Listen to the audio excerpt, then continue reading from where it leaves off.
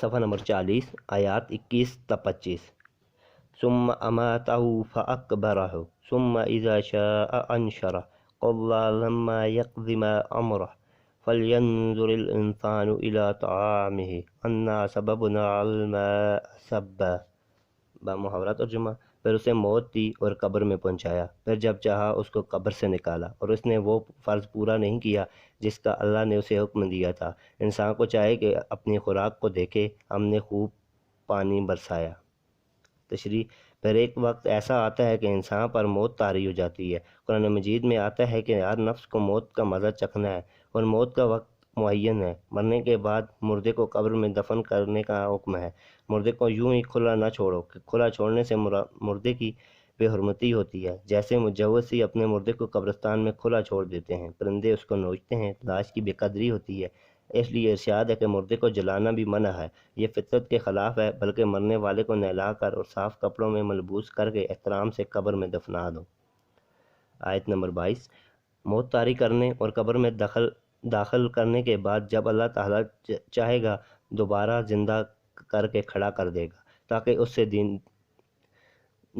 دنیاوی زندگی کا حساب کتاب لیا جائے۔ جس نے ایک مرتبہ آدمی کو مارا، اس کو اختیار ہے جب چاہے دوبارہ زندہ کر کے قبر سے نکالے۔ وہ خالق اور مالک ہے، اس کو قدرت کسی نے سلب نہیں کی ہے۔ بہرحال پیدا کر کے دنیا میں لانا، پھر مار کر برزخ میں لے جانا، پھر زندہ کر کے میدان حشر میں کھڑا کر دینا۔ صفحہ نمبر 41۔ یہ امور جس کے قبضے میں ہوں، کیا اس کی نصیحت سے اعتراض و انکار اور اس کی نعمتوں سے استحقار کسی آدمی کے لیے زیبا ہے؟ آیت نمبر 23۔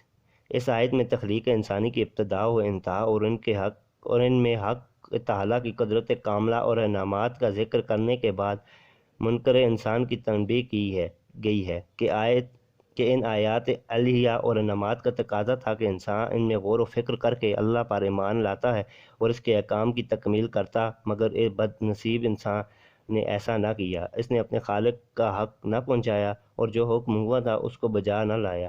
اس کا فرض تو یہ تھا کہ وہ اپنے خالق کی فرمان برداری کرتا، مگر اس نے الٹی نافرمانی کی راہ اختیار کی اور بندہ مخلوق ہونے کا جو تقاضا تھا اس کو پورا نہ کیا۔ اسے چاہیے تھا کہ اپنے فرائض صحیح طور پر ادا کرتا، اللہ تعالیٰ کی نعمتوں کی قدر کرتا، اس کا شکر ادا کرتا، مگر افسوس کہ انسان نے ایسا نہ کیا۔ آیت نمبر 24۔ اس آیت میں اللہ تعالیٰ نے انسان کی زندگی اور بقا کے سامان یاد دلائے ہیں۔ ارشاد ہے کہ انسان کی اپنی تخلیق کی اس بات سمجھ میں نہیں آئی تو اپنی خوراک کی طرف ہی دیکھ لے، جس کو وہ ایک معمولی چیز سمجھتا ہے۔ اللہ تعالیٰ نے اپنی قدرت سے انسان کی خوراک کا بندوبست کیا ہے۔ خوراک پر زندگی کا انحصار ہے۔ اگر خدا نے اس کے اسباب فراہم نہ کیے ہوتے تو کیا انسان کے بس میں یہ تھا کہ زمین پر وہ خود غذا پیدا کر لیتا؟ کوئی فرد واحد اپنے لیے خوراک مہیا نہیں کر سکتا۔ خوراک کی بہم رسائی کے لیے بے شمار قوتیں مصروف کار ہوتی ہیں، تب جا کر ایک لقمہ خوراک یا ایک گلاس پانی میسر آتا ہے۔ آیت نمبر 25۔ ارشاد ربانی ہے کہ تمہارے رزق رسانی کے لیے ہم نے بارش برسائی، سورج کی حرارت سے سمندروں کے پانی کو بہا بنا کر اٹھایا، پھر اس سے بادل بنائے، پھر ہوائیں ان بادلوں کو مختلف علاقوں میں لے گئیں، پھر وہ عالم میں بالا کی ٹھنڈک سے پانی کی شکل اختیار کرتے ہوئے اور ہر علاقے میں برستے ہیں۔ اس سے مردہ زمین زندہ ہوتی ہے، فصل اگتی ہے، یہ پانی زیر زمین کنووں اور چشموں کی شکل اختیار کر لیتا ہے، ندی نالوں کی شکل میں بہتا ہے، دریاؤں میں سارا سال رواں دواں رہتا ہے۔ کیا یہ سارے انتظامات انسان نے خود کیے ہیں؟ اگر اللہ تعالیٰ نے اس کی رزق رسانی کے لیے انتظامات نہ کرتے تو کیا انسان زمین پر جی سکتا تھا؟ صفحہ نمبر 42 آیات 26 تا 30۔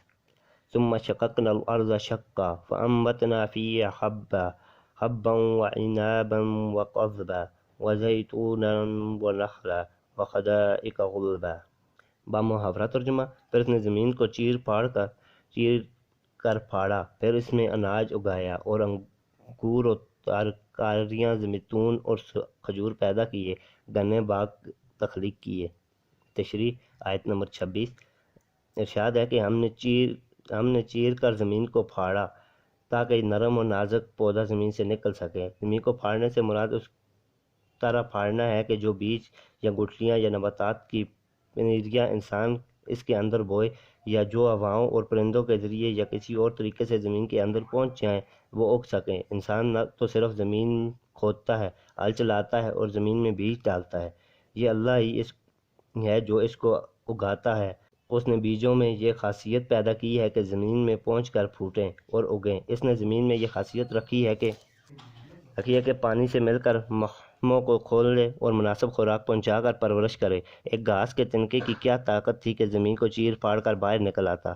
یہ قدرت کا ہاتھ ہے جو زمین کو پھاڑ کر اس سے طرح طرح کے غلے، پھل، سبزیاں باہر نکالتا ہے۔ اگر زمین اور بیج میں اللہ تعالیٰ نے یہ صلاحیت پیدا نہ کی ہوتی تو کیا کوئی انسان اس دنیا میں کوئی غذا پا سکتا تھا؟ آیات 27-37 ارشاد ہے کہ ہم نے زمین میں غلہ اگایا اور انگور اور سبزیاں پیدا فرمائیں۔ یہ انسان کی خوراک کا اہم ذریعہ ہیں۔ انہیں کچا بھی کھایا جا سکتا ہے اور پکا کر بھی کھا سکتے ہیں۔ ہم نے زیتون اور کھجوریں پیدا فرمائیں، گھنے باغات اگائے۔ یہ سب اللہ تعالیٰ کی نعمتیں ہیں۔ اللہ کے سوا کوئی دوسرا ان کو پیدا نہیں کر سکتا۔ انسان کے لیے ضروری ہے کہ اللہ تعالیٰ کی نعمتوں کو دیکھ کر اللہ تعالیٰ کی وحدانیت پر ایمان لائے، صفحہ نمبر 43، اور اس کا شکر ادا کرے کہ اللہ کے سوا کوئی انسان کو پیدا کر سکتا ہے۔ انسان ان تمام اشیاء کو استعمال کرتا ہے، ان سے فائدہ اٹھاتا ہے اور پھر کفر کرتا ہے۔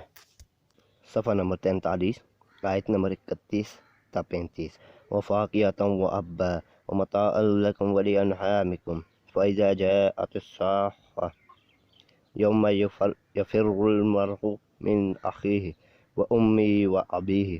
بامحاورہ ترجمہ: اور طرح طرح کے پھل اور چارے تمہارے لیے اور تمہارے مویشیوں کے لیے سامان زیست پیدا فرمایا۔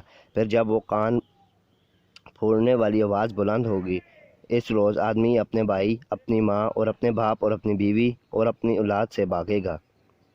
تشریح آیات 31-32 اللہ تعالیٰ نے طرح طرح کے پھل اور چارے پیدا فرمائے۔ ان میں بعض تمہارے لیے مفید ہیں اور بعض تمہارے مویشیوں کے لیے، یعنی بعض چیزیں تمہارے کام آتی ہیں اور بعض تمہارے جانوروں کے۔ اللہ نے یہ چیزیں نہ صرف تمہارے لیے پیدا فرمائیں بلکہ تمہارے ان جانوروں کے لیے بھی پیدا کی ہے جن سے تم کو گوشت، چربی، دودھ، مکھن وغیرہ خوراک حاصل ہوتی ہے، جو تمہاری دوسری خدمات بھی انجام دیتے ہیں۔ کیا یہ سب کچھ اس لیے ہے کہ تم جس خدا کے رزق میں پرورش پا رہے ہو اس سے کفر کرو؟ آیات 33-35 جس دن کانوں کو بہرا کر دینے والا شور برپا ہوگا، اس سے مراد قیامت کا سور ہے۔ سور دو ہوں گے۔ جب پہلا سور پھونکا جائے گا تو تمام کائنات اور انسان فنا ہو جائیں گے، سارا نظام درم برم ہو جائے گا، ہر طرح چیخ و پکار شروع ہو جائے گی، صفحہ نمبر 44۔ اور پھر دوسرا سور پھونکا جائے گا، تمام مرے ہوئے انسان جی اٹھیں گے اور حساب کے منزل کی طرف بڑھیں گے۔ دونوں سوروں کے درمیان 40 دن یا سال کا وقفہ ہوگا۔ حدیث شریف میں 40 کا لفظ آیا ہے۔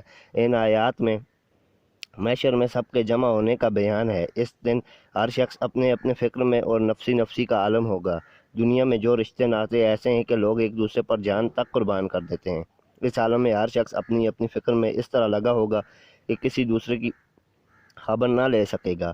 دوست، احباب، عزیز و اقارب کے متعلق کچھ نہ پوچھے گا بلکہ سامنے دیکھے گا تو بھی ملنے سے یا حال پوچھنے سے گریز کرے گا، آنکھیں بچا کر نکل جائے گا۔ انسان اپنے بھائی سے، ماں باپ سے منہ چھپاتا پھرے گا۔ وہ اس خوف سے کنی کترائے گا کہ کہیں ضرورت کے وقت مجھ سے کوئی نیکی نہ طلب کرے۔ دنیا میں تعاون و تناصر اور امداد بامی بھائیوں میں ہوتی ہے۔ بھائی بھائی کو اپنا بازو خیال کرتا ہے، اس سے زیادہ ماں باپ کی اعانت کی فکر ہوتی ہے، طبی طور پر اس سے بھی زیادہ بیوی اور اولاد سے تعلق ہو جاتا ہے، اور ان کے لیے انسان ہر جائز اور ناجائز کام کرنے سے بھی گریز نہیں کرتا۔ ان کا مطمع نظر ان کی فلاح و بہبود ہوتی ہے، مگر اس دن کوئی کسی پر پرساں نہیں ہوگا، سب اپنی اپنی فکر میں ہوں گے۔ آیات 36-42 وصاحبته وبنيه لكل امرئ منهم يومئذ شأن يغنيه وجوه يومئذ مسفرة صاخبة مستبشرة ووجوه يومئذ عليها غبرة ترهقها فترة أولئك هم الكفر الفجرة۔ بامحاورہ ترجمہ: اس دن ہر ایک کو اپنے سوا کسی کی فکر نہ ہوگی، انسان اپنی بیوی اور اولاد سے بھاگے گا، صفحہ نمبر 45۔ کچھ چہرے اس دن روشن ہوں گے اور خوشی سے خنداں و شاداں ہوں گے، اور کچھ چہروں پر اس روز خاک اڑ رہی ہوگی اور سیاہی چھائی ہوگی، یہی لوگ کافر و فاجر ہیں۔ تشریح آیات 36-37۔ قیامت کے دن کوئی کسی کے کام نہیں آئے گا، سب ایک دوسرے سے بھاگیں گے۔ اس روز اپنے سوا کسی کا ہوش نہ ہوگا، ہر ایک کو اپنی فکر لاحق ہوگی، نفسی نفسی کا عالم ہوگا، کوئی کسی کی ہمدردی نہ کرے گا۔ انسان اپنے بھائی، ماں باپ، اپنی بیوی اور اولاد سے بھاگے گا، دوست، احباب اور عزیز و اقارب کے بارے میں کچھ نہ پوچھے گا، اگر کسی کو سامنے دیکھے گا تو ان سے گریز کرے گا، ایک دوسرے سے اس خوف سے کنی کترائیں گے کہ کہیں وہ کوئی نیکی نہ طلب کرے۔ آیات 38 اور 39۔ اس دن مومنین کے چہرے نور ایمان کی وجہ سے روشن اور خوشی سے خنداں و شاداں ہوں گے۔ ایسے چہروں پر روحانیت کی چمک نمایاں ہوگی، وہ توحید، ایمان اور نور سے منور ہوں گے۔ یہ تقویٰ اور خشیت الہی کے چہرے ہوں گے۔ ان لوگوں کے چہرے جنہوں نے دنیا میں اللہ اور اس کے رسول صلی اللہ علیہ وآلہ وسلم کی اطاعت کی، تزکیہ حاصل کیا، اللہ تعالیٰ کی نعمتوں کا شکر ادا کیا، روشن ہوں گے۔ آیات 40 اور 41۔ ان لوگوں کفار کے چہروں پر گرد و غبار چڑھا ہوگا، جس طرح جب کوئی سفر میں جاتا ہے تو اس کا چہرہ گرد آلود ہو جاتا ہے۔ ان کی یہ حالت ہوگی کہ ان کے چہروں پر سیاہی چھائی ہوئی ہوگی، یعنی ان کے چہروں پر کفر و قدرت چھائی ہوگی، ان کے چہروں پر کفر، باطل اور غم کے اندھیرے نمایاں ہوں گے۔ ان کو دیکھ کر دیکھنے والے سمجھ جائیں گے کہ یہ کون لوگ ہیں۔ آیت نمبر 42۔ یہ وہی لوگ ہیں جو منکر ہیں، یہ فسق و فجور کرنے والے کافر لوگ ہیں، یہ انتہائی درجے کے گنہگار اور گناہ پر اصرار کرنے والے ہیں۔ یہ وہی لوگ ہیں جو عاجزی نہیں کرتے تھے، توحید کی بجائے شرک اور ایمان کی بجائے کفر کرتے تھے۔ یہ اللہ کی نعمتوں کی قدر نہیں کرتے تھے، یہ متکبر اور مستغنی تھے، یہ خدا سے نہ ڈرتے تھے، اپنے آپ کو بڑا سمجھتے تھے، یہ مخلوق سے بھی نہ شرماتے تھے، یہ اللہ اور اس کے رسول صلی اللہ علیہ وسلم کے احکامات پر عمل نہ کرتے تھے۔ صفحہ نمبر 46، سورۃ التکویر، آیات 1 تا 5۔ بسم اللہ الرحمن الرحیم۔ اذا الشمس كورت واذا النجوم انقدرت واذا الجبال سيرت واذا العشار عطلت واذا الوحوش حشرت۔ بامحاورہ ترجمہ: جب سورج کی دھوپ طے ہو جائے گی اور جب تارے میلے ہو جائیں گے اور جب پہاڑ چلائے جائیں گے اور بیاتی اونٹیاں چھوڑ دی جائیں گی اور جب جنگل میں جانور سمیٹ کر اکٹھے کر دیے جائیں گے۔ تشریح: آیت نمبر 1۔ جب سورج بے نور ہو جائے گا، گویا اس کی شعاعیں جن سے دھوپ پھیلتی ہے لپیٹ کر رکھ دی جائیں گی۔ تکویر کے معنی لپیٹنا ہوتا ہے۔ جس طرح چادر کو لپیٹ دیا جاتا ہے، اس دن سورج کی روشنی کو بھی لپیٹ دیا جائے گا اور سورج سفید ٹکیا کی مانند رہ جائے گا۔ صحیح بخاری میں حضرت ابو ہریرہ سے روایت ہے کہ حضور اکرم صلی اللہ علیہ وآلہ وسلم نے فرمایا، قیامت کے دن سورج اور چاند دریا میں ڈال دیے جائیں گے۔ آیات نمبر 2 اور 3۔ اور جب یہ بڑے چمکدار ستارے میلے ہو جائیں گے، یعنی ان کی روشنی سلب ہو جائے گی، گویا تارے ٹوٹ کر گر پڑیں گے اور ان کا نور زائل ہو جائے گا، اور جب پہاڑ کو حرکت دی جائے گی۔ صفحہ نمبر 47۔ آج تو پہاڑ بڑے مضبوط نظر آتے ہیں اور تمام قسم کے حادثات سے صحیح اور سالم گزر جاتے ہیں۔ قیامت کے روز یہی ناقابل تسخیر پہاڑ اونٹ کے گالوں کی طرح اڑے پھریں گے، سارے پہاڑ اپنی جگہ سے اکھڑ جائیں گے اور بے وزن ہو کر اسی طرح اڑنے لگیں گے جیسے فضا میں بادل چلتے ہیں۔ آیت نمبر 4۔ اونٹ عرب کا بہترین مال تھا، ان کی معیشت اور کاروبار اس پر منحصر تھی، اس کو برادری اور خوراک کے لیے استعمال کرتے تھے، اور 10 ماہ کا گابن اونٹنی جو بیانے کے قریب ہو، دودھ اور بچے کی توقع پر بہت زیادہ عزیز ہوتی تھی، اس کی بہت دیکھ بھال کی جاتی تھی، اس کی دھن سے لگے رہتے تھے اور کسی وقت بھی اس کو آزاد نہ چھوڑتے تھے۔ لیکن قیامت کے دن نفسی کا یہ عالم ہوگا کہ گابن اونٹنی جیسے قیمتی مال کی بھی کوئی پرواہ نہ کرے گا، مالک کو اتنا ہوش نہ ہوگا کہ اپنے قیمتی مال کی خبر گیری کرے۔ آیت نمبر 5۔ اور جب جنگل کے وحشی جانور اکٹھے ہو جائیں گے، ان پر دہشت اور خوف کا یہ عالم ہوگا کہ انسانی بستیوں میں پناہ ڈھونڈیں گے۔ جنگلی جانور مثلاً شیر، ریچھ، ہاتھی، بندر وغیرہ بھاگ کر آبادیوں کی طرف آئیں گے، مگر کوئی پریشان حال نہ ہوگا، ہر ایک کو اپنی جان کی فکر لاحق ہوگی۔ بعض اوقات سیلاب کے دوران لوگوں نے مشاہدہ کیا ہے کہ سانپ اور انسان ایک ہی چھپر پر پناہ گزیر ہیں، کوئی کسی کو کچھ نہیں کہتا، ہر ایک کو اپنی جان کی پڑی ہوتی ہے۔ قیامت کے روز بھی یہی حال ہوگا، سب اکٹھے ہو جائیں گے۔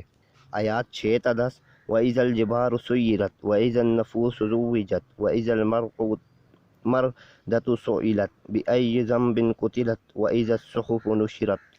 صفحہ نمبر 48، بامحاورہ ترجمہ: اور جب دریا جھونکے جائیں گے اور جب جانیں جسموں سے جوڑ دی جائیں گی اور جب زندہ گاڑی ہوئی لڑکی سے پوچھا جائے گا کہ وہ کس گناہ پر قتل کی گئی اور جب اعمال نامے کھولے جائیں گے۔ تشریح: آیت نمبر 6۔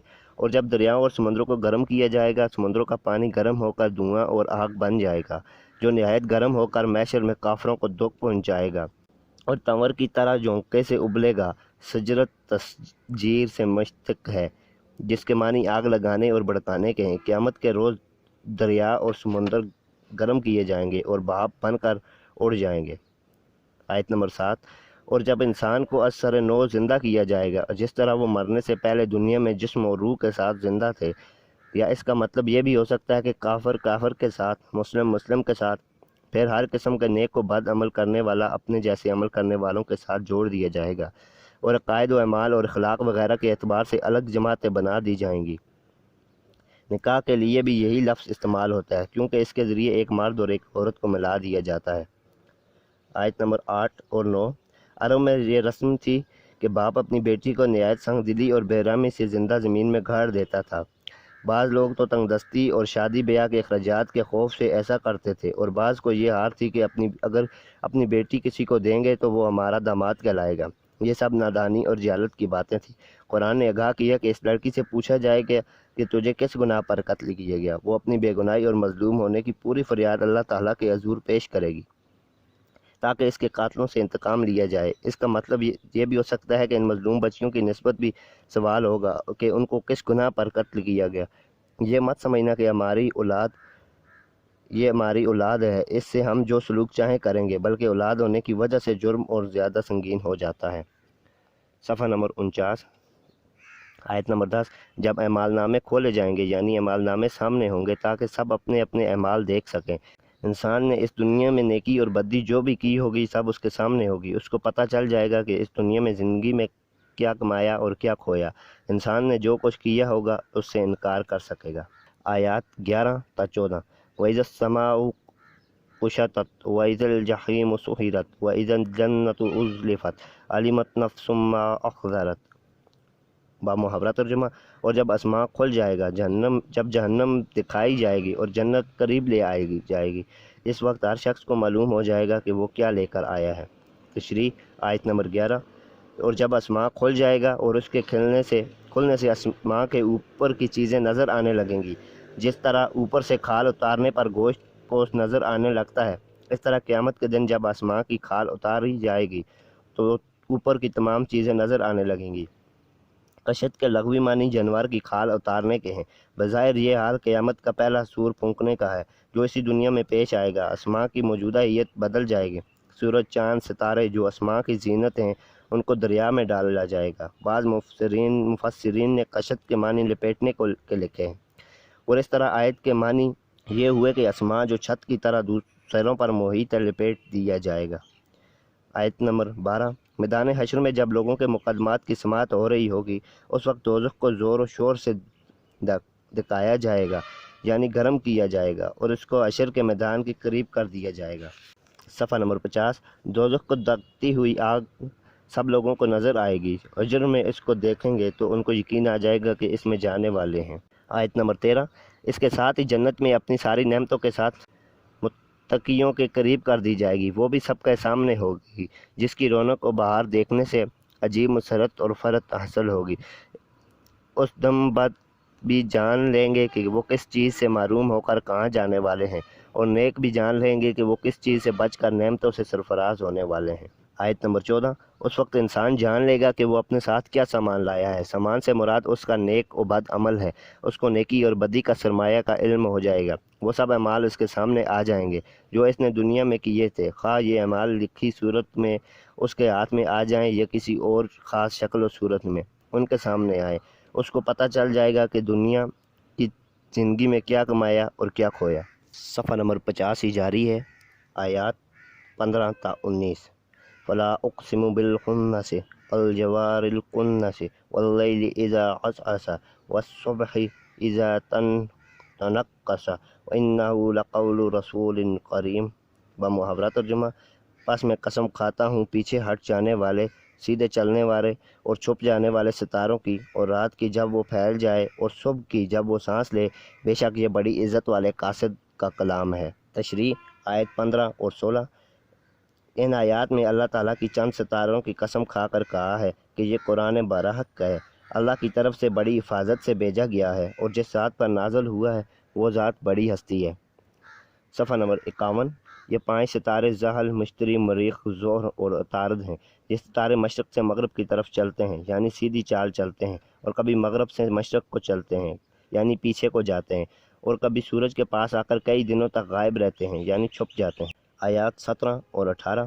ان آیات میں اللہ تعالیٰ رات اور صبح کی قسم کھاتے ہیں۔ ارشاد ہے کہ قسم ہے رات کی جب وہ پھیل جاتی ہے اور جب چیزوں پر تاریکی چھا جاتی ہے، اور قسم ہے صبح کی جب وہ سانس لیتی ہے، یعنی جب سورج طلوع ہوتا ہے تو اس کی شعاعیں کناروں پر پھیل جاتی ہیں اور پھر روشنی نمودار ہوتی ہے۔ آیت نمبر 19۔ ارشاد ربانی ہے کہ یہ بڑی عزت والے قاصد کا کلام ہے۔ قرآن مجید تو اللہ تعالیٰ کا کلام ہے، مگر اس مقام پر اس کو لانے والے حضرت جبرائیل علیہ السلام کے کلام سے موسوم کر کے حضرت جبرائیل علیہ السلام کی حیثیت کو واضح کیا گیا ہے۔ قرآن پاک کو لانے کی وجہ سے جبرائیل علیہ السلام کا اس کے ساتھ خاص تعلق ہے۔ وہ ایک معزز اور قوت والا فرشتہ ہے اور مالک عرش کے نزدیک ذی مرتبہ ہے، اور آسمانوں میں اس کا کہنا مانا جاتا ہے۔ آیات 20 تا 23۔ ذی قوت عند ذی العرش المکین متاع ثم امین وما صاحبکم بمجنون وَلَقَدْ رَآهُ بِالْأُفُقِ الْمُبِينِ۔ بامحاورہ ترجمہ۔ اور بڑی قوت والا ہے، مالک عرش کے ہاں بلند مرتبہ ہے، اور وہاں اس کے حکم مانا جاتا ہے۔ اور اے اہل مکہ، تمہارا رفیق دیوانہ نہیں۔ اور اس دن نے اس فرشتے کو آسماں کے کھلے کنارے کے پاس دیکھا۔ صفحہ نمبر 52۔ تشریح۔ آیت نمبر 20۔ اس آیت میں حضرت جبرائیل علیہ السلام کا بیان ہے۔ وہ بڑی طاقت کے مالک ہیں، وہ اپنی غیر معمولی طاقتوں کے اعتبار سے فرشتوں میں ممتاز ہیں۔ عرش کے مالک یعنی اللہ تعالیٰ کے نزدیک صاحب مرتبہ ہیں۔ ایک موقع پر حضور اکرم صلی اللہ علیہ وآلہ وسلم نے حضرت جبرائیل علیہ السلام سے کہا کہ تمہاری طاقت کتنی ہے؟ حضرت جبرائیل علیہ السلام نے بتایا کہ اللہ تعالیٰ نے مجھے اس قدر طاقت عطا کی ہے جس کا اندازہ قوم لوط کی تباہی سے لگایا جا سکتا ہے۔ یہ 6 بڑے شہر تھے، آبادی 4 لاکھ تھی، زمین تھی، باغات تھے۔ میں نے اپنی پر کے ایک ذرہ سے کنارے سے پورا علاقے کو اکھاڑ کر اوپر لے گیا اور پھر اس کو زمین پر پٹخ دیا۔ آیت نمبر 21۔ اس آیت میں بھی حضرت جبرائیل علیہ السلام کی صفات کا ذکر ہے۔ ارشاد ہے کہ آسمانوں میں اس کا کہنا مانا جاتا ہے، یعنی فرشتے اس کی بات مانتے ہیں۔ حدیث معراج سے معلوم ہوتا ہے کہ اس کے کہنے سے فرشتوں نے آسماں کے دروازے کھول دیے۔ وہ فرشتوں کے سردار ہیں، دوسرے فرشتے اور ملا اعلیٰ کی جماعت ان کے ماتحت ہے۔ وہ امانت دار ہیں، انہوں نے اللہ کے کلام کو جوں کا تو انبیاء کے پاس پہنچایا۔ وہ قرآن مجید کو خطیر القدس سے لانے والے ہیں۔ آیت نمبر 22۔ مشرک اور کفار رسول پاک صلی اللہ علیہ وآلہ وسلم کے متعلق کہتے تھے کہ آپ صلی اللہ علیہ وآلہ وسلم دیوانے ہیں۔ اس آیت میں اللہ تعالیٰ نے اس بیہودہ بات کی تردید کی ہے، اور آپ صلی اللہ علیہ وسلم کو اہل مکہ کا رفیق کہہ کر دراصل انہیں اس بات کا احساس دلایا گیا کہ آپ صلی اللہ علیہ وآلہ وسلم ان کے لیے اجنبی نہیں ہیں، بلکہ ان کے ہم قوم اور ہم قبیلہ ہیں، ان کے درمیان ساری عمر گزاری ہے۔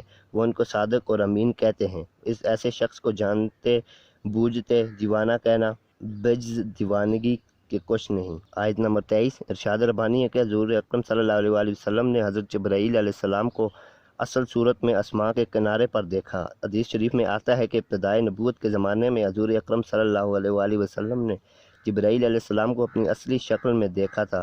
حضرت عائشہ رضی اللہ تعالیٰ عنہ حضور اکرم صلی اللہ علیہ وآلہ وسلم کا قول نقل کرتی ہیں کہ میں نے 2 مرتبہ جبرائیل علیہ السلام کو ان کی اصل حالت میں دیکھا۔ ان کی عظیم ہستی زمین و آسماں کے درمیان ساری فضا پر چھائی ہوئی تھی۔ صفحہ نمبر 53۔ حضرت عبداللہ بن مسعود کی روایت ہے کہ رسول اللہ صلی اللہ علیہ وآلہ وسلم نے حضرت جبرائیل علیہ السلام کو اس شان میں دیکھا کہ ان کے 600 پر تھے۔ آیات 24 تا 29۔ وما هو علی الغیب بضنین وما هو بقول الشیطان الرجیم فأین تذهبون ان هو الا ذکر للعالمین لمن شاء منکم ان یستقیم وما تشاءون الا ان یشاء اللہ رب العالمین۔ بامحاورہ ترجمہ۔ اور وہ غیب کی باتیں بتانے میں بخیل نہیں، یہ کسی شیطان مردود کا قول نہیں ہے۔ پھر تم کدھر چلے جا رہے ہو؟ یہ تو سارے جہاں والوں کے لیے ایک نصیحت ہے۔ تم میں سے جو کوئی چاہے سیدھا چلے، اور تم تب ہی چاہو گے جب سارے جہاں کا مالک چاہے گا۔ تشریح۔ ارشاد ربانی ہے کہ رسول اکرم صلی اللہ علیہ وآلہ وسلم سے کوئی بات چھپا کر نہیں رکھتے تھے، متعلق جو حقائق بھی اللہ تعالیٰ کی طرف سے ان پر کھولے گئے ہیں، خواہ وہ اللہ کی ذات و صفات کے بارے میں ہوں یا فرشتوں کے بارے میں یا زندگی اور موت یا قیامت و آخرت یا جنت و دوزخ کے بارے میں ہوں، آپ صلی اللہ علیہ وآلہ وسلم کان کی طرح نہیں ہیں جو جنات سے خبر معلوم کر کے ان سے جھوٹ ملاتے ہیں اور فیس لے کر دوسروں کو حال بتاتے ہیں، خود بھی گمراہ ہوتے ہیں اور دوسروں کو بھی گمراہ کرتے ہیں۔ آیت نمبر 25۔ مشرک اور کفار حضور اکرم صلی اللہ علیہ وآلہ وسلم پر الزام لگاتے تھے کہ آپ صلی اللہ علیہ وآلہ وسلم جنات سے کلام سیکھتے ہیں، اور عیسائی کہتے تھے کہ آپ صلی اللہ علیہ وآلہ وسلم کسی راہب سے سیکھتے ہیں۔ اس آیت میں اللہ تعالیٰ نے اس کی تردید کی ہے۔ ارشاد ہے کہ یہ قرآن شیطان کا کلام نہیں، تمہارا یہ خیال غلط ہے۔ صفحہ نمبر 54۔ کہ کوئی شیطان آ کر حضور اکرم صلی اللہ علیہ وسلم کو سکھا دیتا ہے۔ شیطان تو ہمیشہ برائی کی بات کرتا ہے، یہ کیوں کر ممکن ہے کہ وہ انسان کو شرک، بت پرستی اور دہریت سے ہٹا کر خدا پرستی اور توحید کی تعلیم دے۔ قرآن نہایت پاکیزہ تعلیم پیش کرتا ہے، توحید الہی، عبادت ربانی، اخلاق عالیہ اور اعلیٰ وارف قوانین پیش کرتا ہے۔ ایسی چیزیں شیطان کیسے پیش کر سکتا ہے؟ آیت نمبر 26۔ اس تمام تر حقیقت حال کے واقع ہو جانے کے بعد تم کسی راستے پر چلے جا رہے ہو، ذرا غور و فکر کرو، کیسی الٹی باتیں کر رہے ہو، نبوت کے منکر ہو، جب جھوٹ، دیوانگی، تقلیل اور توہم اور کہنیت وغیرہ سے سب احتمالات مرفوع ہوئے تو صدق و حق کے سوا اور کیا باقی رہا؟ پھر اس روشن اور صاف راستے کو چھوڑ کر کدھر بہہ کے جا رہے ہو، اور حق کو چھوڑ کر باطل کی طرف کیوں جا رہے ہو؟ آیت نمبر 27۔ قرآن کی نسبت جو احتمالات پر پیدا کرتے ہو سب غلط ہیں۔ اگر تم اس کے مضامین اور ہدایات پر غور کرو تو اس کے ذریعہ کچھ نہ نکلے گا کہ ساری جہاں کے لیے ایک سچا نصیحت نامہ اور مکمل دستور العمل ہے، جس سے ان کی دارین ان کی فلاح بستہ ہے۔ یہ تمام جہانوں کے لیے نصیحت ہے، اس کو لانے والی حضرت جبرائیل علیہ السلام ہے، اور یہ حضور اکرم صلی اللہ علیہ وآلہ وسلم پر نازل ہوا۔ یہاں یہ بات بتائی گئی کہ یہ حقیقی ترقی قرآن پاک کے ذریعے ہی ممکن ہے۔ آیت نمبر 28۔ ارشاد ربانی ہے کہ قرآن پاک کی خاص طور پر ان کے لیے نصیحت ہے جو سیدھی راہ چلنا چاہے، جو اناد اور کچھ روی اختیار کرے، اور وہی لوگ اس سے مستفید ہوں گے جو شخص سیدھی راہ چلنا چاہتا ہے۔ اس کے ذریعے ہے کہ قرآن پاک سے وابستہ ہو جائے، اس کے بغیر نہ تو سیدھی راہ مل سکتی ہے اور نہ ترقی ممکن ہے۔ تاریکیوں میں بھٹکنے اور گمراہی کے راستے سے بچنے کے لیے ضروری ہے کہ قرآن مجید کا دامن پکڑ لیا جائے۔ آیت نمبر 29۔ قرآن نصیحت ہے، لیکن اس کی تاثیر مشیت الہی پر موقوف ہے، جو بعض لوگوں کے لیے متعلق ہوتی ہے اور بعض کے لیے کسی حکمت کے سوا استعداد کی بنا پر متعلق نہیں ہوتی۔ یعنی اللہ کی مرضی کے بغیر تم سیدھی راہ پر نہیں چل سکتے، وہی سیدھی راہ پر چلے گا جس کو اللہ چاہے گا۔ اس دنیا میں قرآنی تعلیمات سے وہی شخص فائدہ اٹھائے گا جس میں اس کو سمجھنے اور عمل پیرا ہونے کی صلاحیت اور استعداد ہوگی، اور یہ صلاحیت بھی اللہ تعالیٰ کی عطا کردہ ہے۔ لہذا قرآن پاک کی تعلیم سے مستفید ہونا بھی رضا الہی پر موقوف ہے۔ بعض لوگوں کے دلوں پر بے درپے نافرمانیوں کی وجہ سے مہر لگا دی جاتی ہے، اور ایسے لوگ اس سے فائدہ نہیں اٹھا سکتے۔ صفحہ نمبر 55۔ سورۃ الانفطار، آیات 1 تا 5۔ بسم اللہ الرحمن الرحیم۔ اذا السماء انفطرت واذا الكواكب انشرت واذا البحار فجرت واذا القبور بعثرت علمت نفس ما قدمت واخرت۔ بامحاورہ ترجمہ: جب آسمان پھٹ جائے گا اور جب ستارے بکھر جائیں گے اور جب دریا ابل پڑیں گے اور جب قبریں زیر و زبر کر دی جائیں گی، اس وقت ہر شخص کو اس کا اگلا پچھلا کیا دھرا معلوم ہو جائے گا۔ تشریح۔ آیت نمبر 1۔ اس صورت میں قیامت کا ذکر جن اشیاء کے حوالے سے کیا جا رہا ہے ان میں آسمان سر فہرست ہے۔ ارشاد ہے کہ جب آسمان پھٹ جائے گا، یہ غیر معمولی واقعہ ہے۔ عام انسان کی ذہنیت اس قسم کی ہوتی ہے کہ وہ کسی غیر معمولی واقعہ کی طرف فوراً متوجہ ہو جاتا ہے، اس لیے قرآن پاک میں اللہ تعالیٰ نے قیامت کی طرف متوجہ کرنے کے لیے اس قسم کی غیر معمولی واقعہ کا ذکر فرمایا ہے تاکہ لوگ اس طرف متوجہ دیں، اس پر غور و فکر کریں اور حقیقت کو سمجھیں۔ آیات 2 اور 3۔ قیامت کی ایک نشانی یہ بھی ہوگی کہ ستارے بکھر جائیں گے، ٹوٹ پھوٹ جائیں گے، گر جائیں گے، اپنی جگہ پر قائم نہیں رہیں گے، اور جب دریا چلا جائیں گے، آج دریا صفحہ نمبر 56۔ اور آج دریا اور سمندر اپنی جگہ بہہ رہے ہیں، بحر ہند اور بحر روم اپنی اپنی جگہ پر بہہ رہے ہیں، مگر جب قیامت واقع ہوگی تو سب غلط ملت ہو جائیں گے، میٹھا اور کھارے پانی مل جائیں گے، سب ایک ہی بن جائیں گے، کوئی اپنی جگہ پر قائم نہیں رہے گا۔ آیت نمبر 4، جب قبریں زیر و زبر کر دی جائیں گی یعنی اکھاڑ دی جائیں گی، ان کو دفن لوگوں کو نکالا جائے گا یعنی مردوں کو زندہ کیا جائے گا، سب اٹھ کھڑے ہوں گے، ان پر خوف و دہشت طاری ہوگا، پھر جس طرف سے آواز آ رہی ہوگی اس کو میدان کی طرف چلایا جائے گا، اور وہ اس طرح دوڑتے جائیں گے کہ جس طرح تیر اپنے نشانے کی طرف جاتا ہے۔ آیت نمبر 5، ہر شخص جان لے گا کہ جو کچھ اس نے آگے بھیجا ہے اور جو کچھ پیچھے چھوڑا ہے، یعنی جو اچھے برے کام کیے یا نہیں کیے، شروع عمر میں کیے یا آخر عمر میں، ان کا اثر اپنے پیچھے چھوڑ آیا نہیں، سب اس وقت سامنے آ جائے گا۔ اس دن انسان حیران و پریشان ہوگا۔ اللہ تعالیٰ فرمائیں گے یہ تیرے ہی ہاتھوں کی کمائی ہے، یہ سب تیرا اپنا ہی کیا درا ہے، الغرض جو بھی عمل پیچھے چھوڑا ہے اس کا بدلہ ملے گا، اگر برا عمل چھوڑے گا تو سزا پائے گا، اور اگر نیک عمل چھوڑے گا تو اس کی بدلے میں جزا پائے گا۔ آیات 6 تا 10، یا ایھا الانسان ما غرک بربک الکریم الذی خلقک وسواک فعدلک فی ای صورۃ ما شاء رکبک کلا بل تکذبون بالدین وان علیکم لحافظین۔ محاورہ ترجمہ، اے انسان، کس چیز نے تجھے اپنے رب کریم کے ساتھ بھول میں ڈال رکھا ہے، جس نے تجھے پیدا کیا، پھر تجھ کو ٹھیک کیا، تجھے متناسب بنایا اور جس صورت میں چاہا تجھ کو جوڑ تیار کیا۔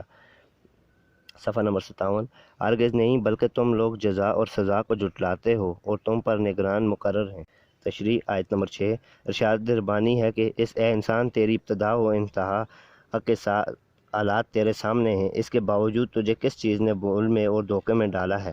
تو اللہ کی نافرمانی کرتا ہے۔ تیرا رب بڑا کریم ہے، اس نے تجھ پر بڑی مہربانیاں کی ہیں، اور محسن پروردگار کے احسان و کرم کا تقاضا یہ تھا کہ تو شکر گزار اور احسان مند ہو کر اس کا فرما بردار بنتا اور اس کی نافرمانی کرتے ہوئے ڈرتا، مگر تو اس دھوکے میں مبتلا ہو گیا کہ جو کچھ بھی بنا ہے خود ہی بن گیا ہے۔ آیت نمبر 7، جس نے تجھے پیدا فرمایا، تجھے وجود کی نعمت اور احسن شکل و صورت دی، اس کے علاوہ کوئی دوسرا پیدا کرنے والا نہیں ہے، وہی ہر شے کا پیدا کرنے والا ہے، وہ ساری کائنات کا خالق ہے۔ اس نے تیرے وجود اور تمام اعضاء کو خاص مناسبت کے ساتھ درست کر کے بنایا، ہر اس کو اس کے مناسب جگہ دی، ہر اس کی جسامت اور طول و عرض کا ایک تناسب سے بنایا، پھر تیرے وجود کو ایک خاص اعتدال بخشا۔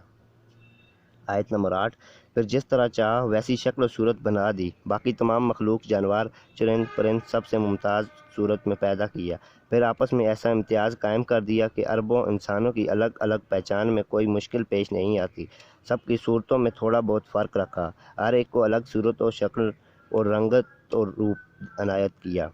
آیت نمبر 9، ارشاد ربانی ہے کہ تم لوگ اعتراض میں اس درجے بڑھ گئے ہیں کہ جزا و سزا کے دن یعنی قیامت کو جھٹلاتے ہو۔ تمہارا یہ احمقانہ خیال ہے کہ دنیا کے اس دارالعمل کے پیچھے کوئی دارالجزا نہیں ہے۔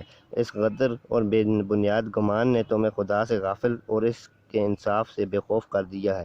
تم سمجھتے ہو کہ یہ سلسلہ اسی طرح قائم رہے گا اور اپنی غفلت میں نادانی کی وجہ سے انصاف کے دن کا انکار کرتے ہو۔ آیت نمبر 10، حقیقت یہ ہے کہ اللہ تعالیٰ نے تمہیں دنیا میں شتربی مہار بنا کر نہیں چھوڑا، بلکہ اس نے تم میں سے ایک ایک آدمی پر نہایت راست باز نگران مقرر کر رکھے ہیں، جو بالکل بے لاگ طریقے سے تمہاری نیکی اور بدی کو ریکارڈ کر رہے ہیں۔ صفحہ نمبر 58، اور ان سے تمہارا کوئی کام چھپا ہوا نہیں ہے، خواہ تم اندھیرے میں، خلوتوں میں، سنسان جنگلوں میں یا کسی ایسی حالات میں اس کا ارتکاب کرو جہاں تمہیں پورا اطمینان ہو کہ وہ نگاہ خلق سے پوشیدہ ہے۔ آیات 11 تا 15، کرامن کاتبین یعلمون ما تفعلون ان الابرار لفی نعیم وان الفجار لفی جحیم یصلونہا یوم الدین۔ بمحاورہ ترجمہ، وہ عزت والے اور لکھنے والے ہیں، جو تم کرتے ہو وہ جانتے ہیں، بے شک نیک لوگ جنت میں ہوں گے اور بے شک گنہگار دوزخ میں ہوں گے، جزا و سزا کے دن وہ اس میں ڈالے جائیں گے۔ تشریح، آیت نمبر 11، یہ نگران فرشتے بہت معزز ہیں۔ اللہ تعالیٰ نے ان کے لیے کرامن کاتبین کے لفظ استعمال کیے ہیں، یعنی ایسے کاتب جو کریم ہیں، وہ تمہارے اچھے اور برے اعمال کو ریکارڈ کر رہے ہیں، وہ نہ کسی سے ذاتی محبت رکھتے ہیں اور نہ عداوت، نہ کسی ایک کی رعایت کرتے ہیں اور نہ دوسرے کی مخالفت، وہی کچھ لکھتے ہیں جو تم کرتے ہو۔ آیت نمبر 12، ان فرشتوں کی دوسری صفت یہ بیان کی گئی ہے کہ جو کچھ تم کرتے ہو اسے وہ جانتے ہیں، تمہارا کوئی عمل بھی ان سے پوشیدہ نہیں، نہ ہی وہ خیانت کرتے ہیں اور نہ ہی کوئی عمل لکھے بغیر چھوڑتے ہیں، وہ ہر ایک کے اعمال سے واقف ہیں، ہر جگہ، ہر حال میں، ہر شخص کے ساتھ اس طرح لگے ہوتے ہیں کہ اسے معلوم بھی نہیں ہوتا کہ اس کی کوئی نگرانی کر رہا ہے۔ آیت نمبر 13، نیک لوگ جنت میں ہوں گے۔ اللہ تعالیٰ کا قانون ہے کہ ہر نیکوکار جیسے ایمان کی دولت نصیب ہوگی، اس نے نیک اعمال کیے نعمتوں میں ہوگا، یعنی وہ لوگ جنہوں نے اللہ اور اس کے رسول صلی اللہ علیہ وآلہ وسلم کی اطاعت کی۔ صفحہ نمبر 59، نیک اعمال کیے، ان خواہشات اور نفس کی پیروی نہ کی، ان کا ٹھکانہ جنت ہوگا اور وہ آسائش میں ہوں گے۔ آیت نمبر 14، مشرک اور کفار جو بد اعمال تھے، جو اللہ اور اس کے رسول صلی اللہ علیہ وآلہ وسلم کی نافرمانی کرتے تھے اور جو ایمان نہیں لائے تھے اور جو اپنے نفس کے غلام تھے، ان کا ٹھکانہ دوزخ ہوگا اور یہ برا ٹھکانہ ہے، یہ ان کے اعمال کی سزا ہوگی۔ آیت نمبر 15، اس آیت میں ارشاد ہے کہ قیامت کے دن مشرک اور کفار دوزخ میں داخل ہوں گے، یعنی جس دن اعمال کی سزا و جزا کا فیصلہ ہوگا ان کو جہنم میں ڈالا جائے گا، یہ ان کے اعمال کی سزا ہوگی۔ وہ دنیا میں اللہ اور اس کے رسول صلی اللہ علیہ وآلہ وسلم کی نافرمانی کرتے تھے۔ آیات 16 تا 19، وما هم عنا بغائبین وما ادرک ما یوم الدین ثم ما ادرک ما یوم الدین یوم لا تملک النفس لنفس شیئا والامر یومئذ للہ۔ بمحاورہ ترجمہ، وہ اس سے جدا نہ ہو سکیں گے، اور تمہیں کیا خبر کہ روز جزا و سزا کیا ہے، پھر تمہیں کیا خبر کہ روز جزا سزا کیا ہے، جس دن کوئی شخص کسی شخص کا مالک نہ ہوگا، صرف حکم اللہ ہی ہوگا۔ تشریح، آیت نمبر 16، دوزخی دوزخ میں داخل ہونے کے بعد یہاں سے رہا نہ ہو سکیں گے، بلکہ ہمیشہ ہمیشہ کے لیے اس میں پڑے رہیں گے۔ اگر کفر کی وجہ سے جہنم رسید ہوئے ہیں تو دائمی طور پر اس میں رہیں گے، ان کی رہائی کی کوئی صورت نہ ہوگی۔ وہ لوگ ہیں جو ساری عمر برائیاں کرتے رہے اور اسی فاسد عقیدہ پر ان کا خاتمہ ہوا۔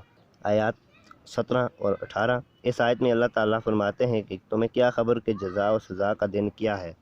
صفحہ نمبر 60، پھر تاکید فرمائی کہ تمہیں کیا خبر ہے کہ جزا و سزا کا دن کیا ہے، یعنی قیامت کا دن کیا ہے۔ مخاطب کو متوجہ کرنے کے لیے یہ ایک طریقہ ہے کہ بات دہرائی جائے تاکہ مخاطب اچھی طرح سمجھ لے۔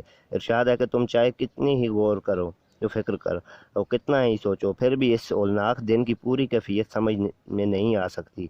یہ وہ دن ہوگا کہ کوئی شخص دوسرے شخص کو نفع نہ پہنچا سکے گا اور نہ کسی کی تکلیف کو کم کر سکے گا۔ آیت نمبر 19، اس دن جتنے رشتے ناطے خویشی اور آشنائی کے ہیں سب نیست و نابود ہو جائیں گے، سب نفسی نفسی پکارتے ہوں گے، کوئی شخص بدون حکم مالک الملک کے کسی کی سفارش نہ کر سکے گا اور شہنشاہ مطلق کے سوا کسی کو دم مارنے کی قدرت نہ ہوگی، صرف اسی کا حکم چلے گا۔ سورۃ المطففین، آیات 1 تا 5، بسم اللہ الرحمن الرحیم، اللہ کے نام سے جو بہت مہربان نہایت رحم والا ہے۔ ویل للمطففین الذین اذا انقلبوا علی الناس یستوفون واذا کالوهم او وزنوهم یخسرون الا یظن اولئک انہم مبعوثون لیوم عظیم۔ بمحاورہ ترجمہ، کمی کرنے والوں کے لیے خرابی ہے کہ جب لوگوں سے لیتے ہیں تو پورا لیتے ہیں، اور جب ان کو ماپ کر یا تول کر دیتے ہیں تو کم دیتے ہیں۔ کیا یہ لوگ نہیں سمجھتے کہ وہ ایک بڑے دن اٹھائے جانے والے ہیں؟ صفحہ نمبر 61، تشریح، آیت نمبر 1، اس آیت میں ارشاد ربانی ہے کہ ناپ تول میں کمی کرنے والوں کے لیے خرابی یا تباہی ہے، یعنی جو لوگ کسی چیز کو ماپتے وقت کم ماپتے ہیں اور کسی چیز کو تولتے وقت کم تولتے ہیں، تباہی اور بربادی ان کا مقدر ہے۔ متففیف کا معنی پیمانے اور پیمائش میں کمی کرنا ہے، یعنی ڈنڈی مارنے والے لوگ حقوق العباد کا خیال نہیں رکھتے، دوسروں کے حق تلفی کرتے ہیں۔ قرآن و حدیث میں ناپ تول میں کمی کرنے کو حرام قرار دیا گیا ہے۔ آیت نمبر 2 اور 3، ارشاد ہے کہ جب وہ لوگوں سے کوئی چیز لیتے ہیں تو پورا ماپ کر لیتے ہیں، اتنا لیتے ہیں کہ جتنا حق ہے، اور جب دیتے ہیں تو ماپ تول میں پورا نہیں دیتے بلکہ کم دیتے ہیں۔ لوگوں سے اپنا حق پورا لینا مذموم نہیں، یہاں اس کی مذمت نہیں کی گئی بلکہ کم دینے پر مذمت کی گئی ہے۔ ایسے لوگوں کے لیے تباہی اور بربادی ہے۔ قرآن مجید میں جگہ جگہ ماپ تول میں کمی کی مذمت اور پورا ماپنے اور تولنے کی تاکید ہے۔ سورۃ الانعام، انصاف کے ساتھ پورا ناپو تولو۔ سورہ بنی اسرائیل، پورا ناپو اور صحیح ترازو سے تولو۔ ارشاد نبوی ہے کہ جو لوگ ماپ تول میں کمی کرنے لگے اللہ تعالیٰ ان کو قحط میں مبتلا کر دیتا ہے۔ حضرت شعیب علیہ السلام کی قوم پر عذاب نازل ہونے کی وجہ یہ تھی کہ وہ ماپ تول میں کمی کرتے تھے۔ آیت 4 اور 5، کیا وہ یہ خیال کرتے ہیں کہ ان کا محاسبہ نہیں ہوگا؟ مرنے کے بعد وہ دوبارہ نہیں اٹھائے جائیں گے؟ وہ منزل کب آئے گی؟ وہ منزل بڑے دن کو آئے گی۔ بڑا دن قیامت کا دن ہوگا۔ اس کو بڑا دن اس لیے کہا گیا ہے کہ اس دن تمام انسانوں اور جنوں کا حساب اللہ تعالیٰ کی عدالت میں بیک وقت لیا جائے گا اور عذاب و ثواب کے اہم ترین فیصلے ہوں گے۔ آیات 6 تا 10 یوم یقوم الناس لرب العالمین اللہ ان کتاب الفجار لفی سجین وما ادراک ما سجین کتاب مرقوم ویل یومئذ للمکذبین۔ صفحہ نمبر 62 بمحاورہ ترجمہ: جس دن لوگ تمام جہانوں کے رب کے سامنے کھڑے ہوں گے، ہرگز نہیں، یقیناً بدکاروں کا اعمال نامہ قید خانے کے دفتر میں ہے، اور تمہیں کیا معلوم ہو سجین قید خانہ کا دفتر کیا ہے؟ ایک کتاب ہے لکھی ہوئی اور تباہی ہے جھٹلانے والوں کے لیے۔ تشریح آیت نمبر 6 جب لوگ اپنے رب کے سامنے کھڑے ہوں گے اور رب جو تمام جہانوں کا مالک ہے اور ان کے اعمال کا حساب ہوگا۔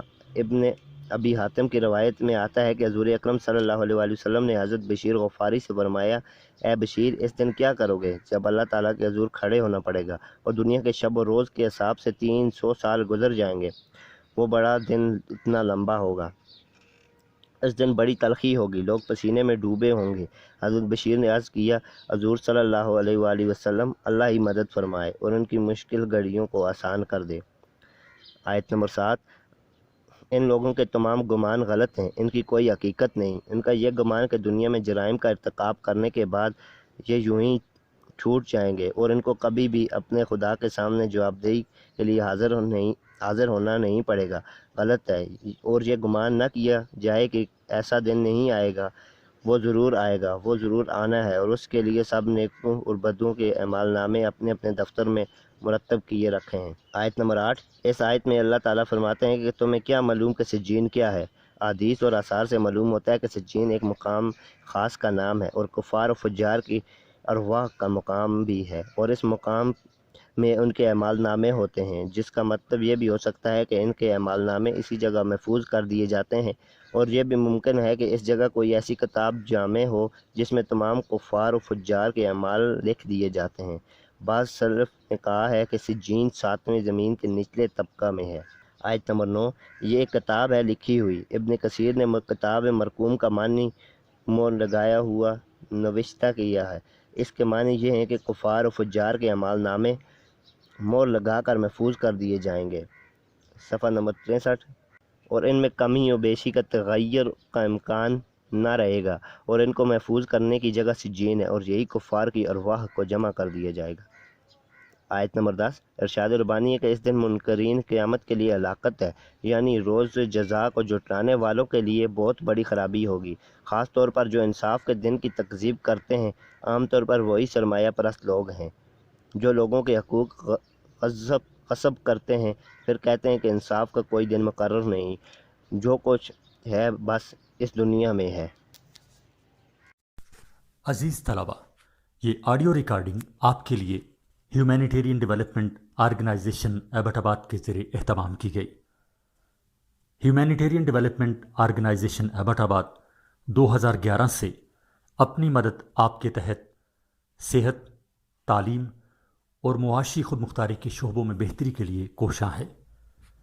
ادارہ نے نہ صرف خیبر پختونخوا بلکہ ملک بھر کے نابینا طلباء کی تعلیمی مشکلات اور رکاوٹوں کو دور کرنے کے لیے ایف اے تا ماسٹرز لیول کی نصابی کتب اور کورسز، جن میں علامہ اقبال اوپن یونیورسٹی کے کورسز بھی شامل ہیں، کو آڈیو ریکارڈنگ میں منتقل کرنے کا اہتمام کیا ہے، تاکہ نابینا طلباء اعلیٰ تعلیم تک رسائی حاصل کر کے ملک و قوم کی ترقی اور خوشحالی میں اپنا بھرپور کردار ادا کر سکیں۔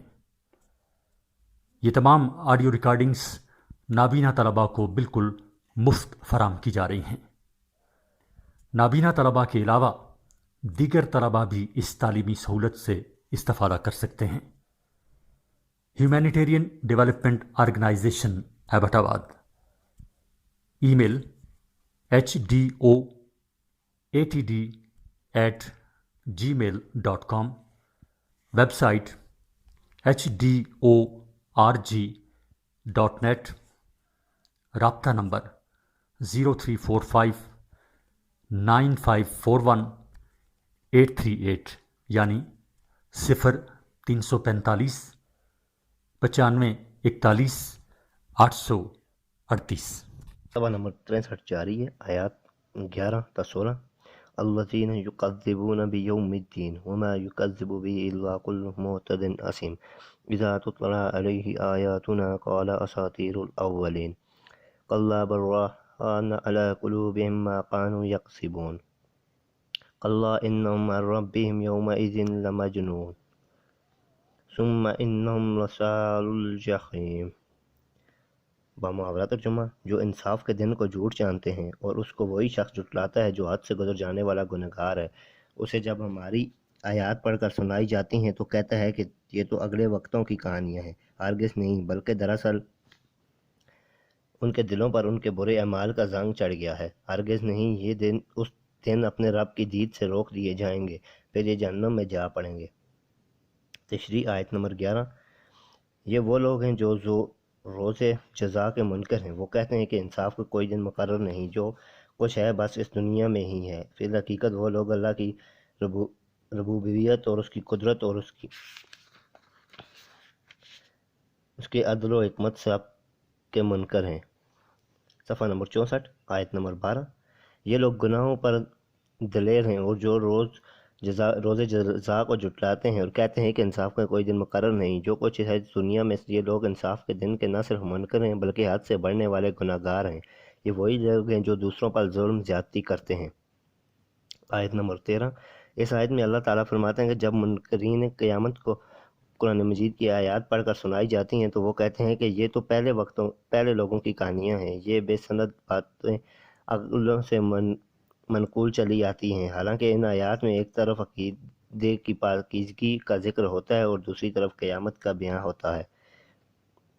آیت نمبر 14۔ ان کے دلوں پر ان کے گناہوں کا زنگ لگ گیا ہے۔ جس طرح زنگ لوہے کو کھا کر مٹی بنا دیتا ہے، اس طرح ان کے گناہوں کے زنگ نے ان کے دل کو اس صلاحیت کو ختم کر دیا ہے جس سے بھلے برے کی تمیز ہوتی ہے۔ حضور اکرم صلی اللہ علیہ وآلہ وسلم کا ارشاد ہے کہ بندہ جب گناہ کرتا ہے تو اس کے دل پر ایک سیاہ نقطہ لگ جاتا ہے۔ اگر توبہ کر لے تو وہ نقطہ صاف ہو جاتا ہے، لیکن اب وہ گناہ کا ارتکاب کرتا ہی چلا جائے تو پورے دل پر وہ چھا جاتا ہے۔ آیت نمبر 15۔ قیامت کے روز یہ کفار اور فجار اپنے رب کی زیارت سے محروم رکھے جائیں گے۔ یہ ان کے عمل کی سزا ہوگی کہ ان کے دلوں میں دنیا کے حق کو نہیں بچانا، تو اب رب کی زیارت کے قائل نہیں رہے۔ امام مالک رضی اللہ تعالیٰ عنہ اور امام شافعی اللہ علیہ نے فرماتے ہیں کہ اس آیت میں سے معلوم ہوتا ہے کہ مومنین اور اولیاء اللہ کو حق تعالیٰ کی زیارت ہوگی۔ آیت نمبر 16۔ پھر وہ لوگ جو منکر قیامت تھے، جو یعنی روز جزا کو اور سزا کو جھٹلاتے تھے، یہ قرآن پاک کی آیات کو اگلے لوگوں کی کہانیاں خیال کرتے تھے جو ظلم و زیادتی سے حد سے بڑھنے والے تھے۔ ان کا ٹھکانہ دوزخ ہوا جو تمام مصائب اور تکلیف کا گھر ہے اور ہمیشہ ہمیشہ اس میں رہیں گے۔ صفحہ نمبر 65 آیات 17 تا 20۔ ثم يقال هذا الذي كنتم به تكذبون كلا إن كتاب الأبرار لفي عليين وما أدرك ما عليون کتاب مرقوم۔ بمحاورہ ترجمہ، پھر اس سے کہا جائے گا کہ یہ وہی ہے جس کو تم جھوٹ جانتے تھے۔ ہرگز نہیں، بے شک نہیں، آدمیوں کے اعمال نامے علیین میں ہیں، اور تجھ کو کیا خبر علیین کیا ہے؟ ایک دفتر ہے لکھا ہوا۔ تشریح آیت نمبر 17۔ پھر ان سے کہا جائے گا کہ یہی ہے وہ جس کا تم انکار کرتے تھے، کہتے تھے کہ کوئی دوزخ نہیں ہے۔ یہ سب مولویوں کے ڈکونسلے ہیں، طرح طرح کی باتیں بناتے تھے، قیامت اور جزائے عمل کی تکذیب کرتے تھے۔ ایک دوسری جگہ ارشاد ہے کہ اب صبر کرو، بے صبری کا مظاہرہ نہ کرو، تمہارا ٹھکانہ یہی ہے کیونکہ تم اس کو جھٹلائے تھے۔ آیت نمبر 18۔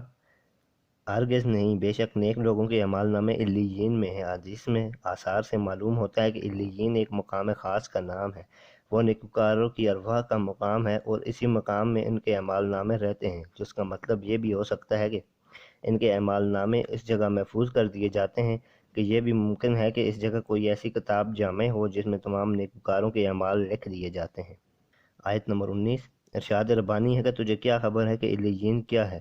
بعض مفسرین فرماتے ہیں کہ علیین بہت بڑا دفتر ہے جہاں تمام ابرار کے اعمال نامے رجسٹروں میں درج ہوتے ہیں۔ حدیث پاک سے معلوم ہوتا ہے کہ جب نیک آدمی کی روح جسم سے الگ ہوتی ہے تو فرشتے اللہ کے حکم سے اس روح کو علیین کے مقام پر لے جاتے ہیں۔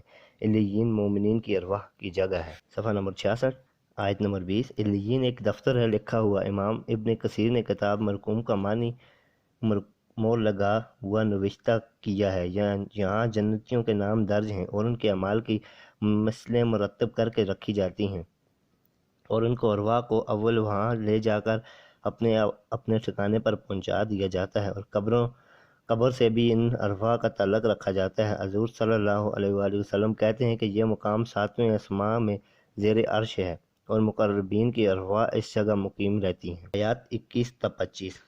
یشہدہ المقربون ان الابرار لفی نعیم علی الارائک ینظرون تعرف فی وجوہہم نظرۃ النعیم یسقون من رحیق مختوم۔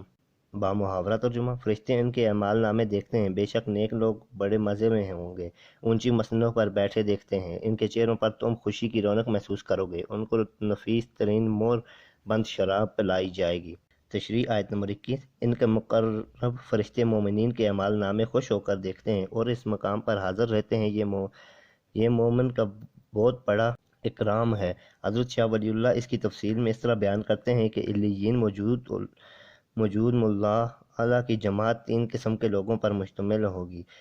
پہلی قسم درجہ اول کے ملائکہ جو سب سے افضل ہیں، جیسے حضرت جبرائیل، میکائیل وغیرہ۔ اس کے بعد دوم درجے کے ملائکہ ہوتے ہیں جو ان سے کم تر ہوتے ہیں۔ تیسری قسم کے افاضل الاوجین کی ہے، یعنی انسانوں میں سے جو بڑی فضیلت والے ہوتے ہیں، ان کی روحیں بھی وہاں موجود ہوتی ہیں۔ آیت نمبر 22، صفحہ نمبر 67۔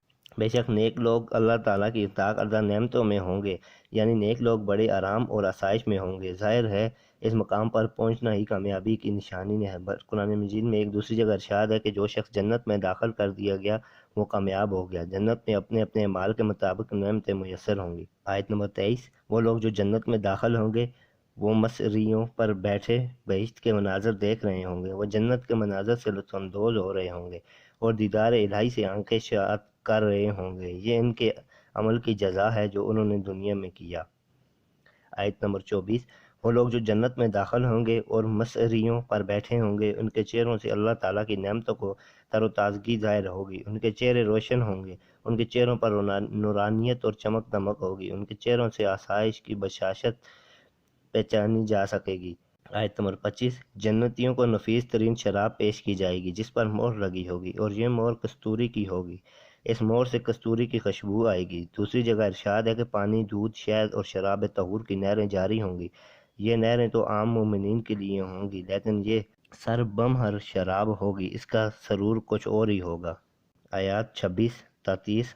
ختامہ مسک وفی ذلک فلیتنافس المتنافسون ومزاجہ من تسنیم عینا یشرب بها المقربون ان الذین اجرموا كانوا من الذین آمنوا یضحکون واذا مروا بهم یتغامزون۔